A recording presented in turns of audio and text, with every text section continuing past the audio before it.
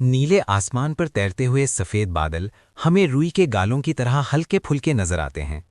हम बचपन से इन्हें देखते आ रहे हैं और हमें लगता है कि ये हवा में बेवज़न तैर रहे हैं। लेकिन क्या आप जानते हैं कि एक आम सा नज़र आने वाला सफ़ेद बादल कितना वज़नी हो सकता है? जदीद साइंस कहती है कि आपके सर के ऊपर तैरने वाला एक औसत बादल 5 लाख किलोग्राम यानी 500 टन से भी ज़्यादा वज़नी हो सकता है। बादल का एवरेज वजन तकरीबन 100 हाथियों या एक बड़े बोइंग तैयारे के बराबर होता है।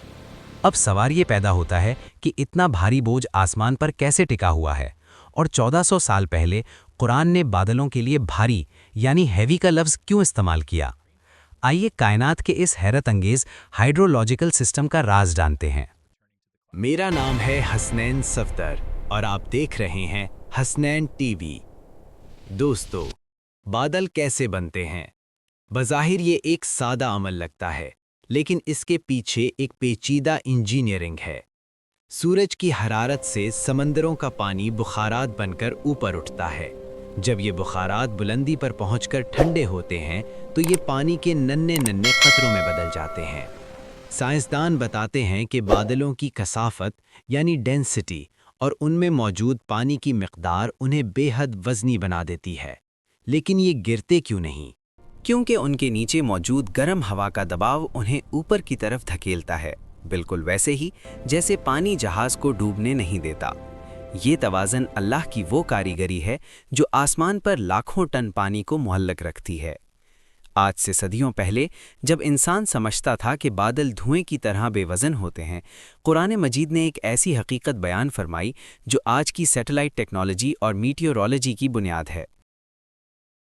सूरतुल आराफ आयत नंबर 57 में अल्लाह ताला फरमाता है, यहाँ तक कि जब वो हवाएं भारी बादलों को उठा लेती हैं तो हम उन्हें किसी मुर्दा बस्ती की तरफ हाँक देते हैं।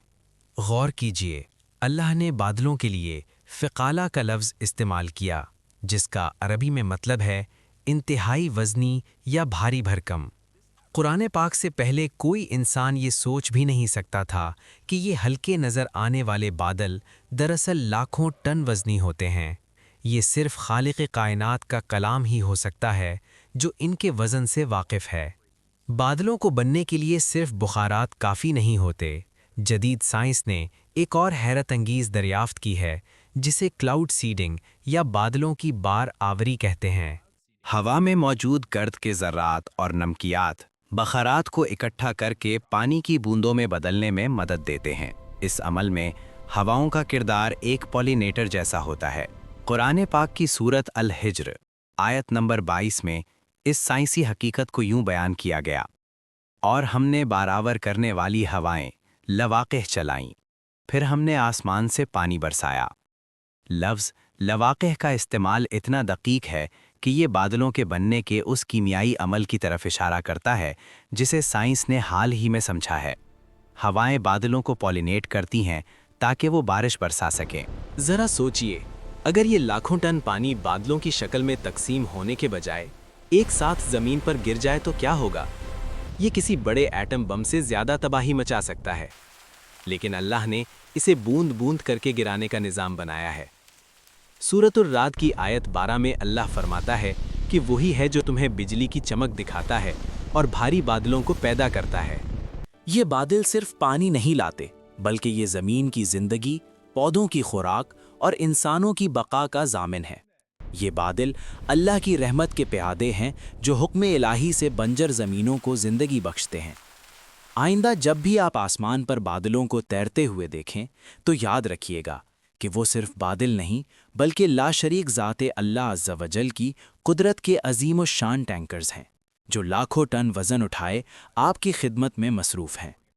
कुरान की ये आयात हमें पुकार पुकार कर कह रही हैं कि इस कायनात का ज़र्रा ज़र्रा एक हकीम और अलीम हस्ती के कब्ज़े में है। वही आलमीन का रब है जिसने मोहम्मद सल्लल्लाहु अलैहि वसल्लम को तमाम जहानों के लिए रहमत बनाकर भेजा। मिलकर दुरूद भेजें मोहम्मद सल्लल्लाहु अलैहि वसल्लम और उनकी पाक आल अलैहिमुस्सलाम पर। बस तुम अपने रब की कौन कौन सी नेमतों को झुटलाओगे?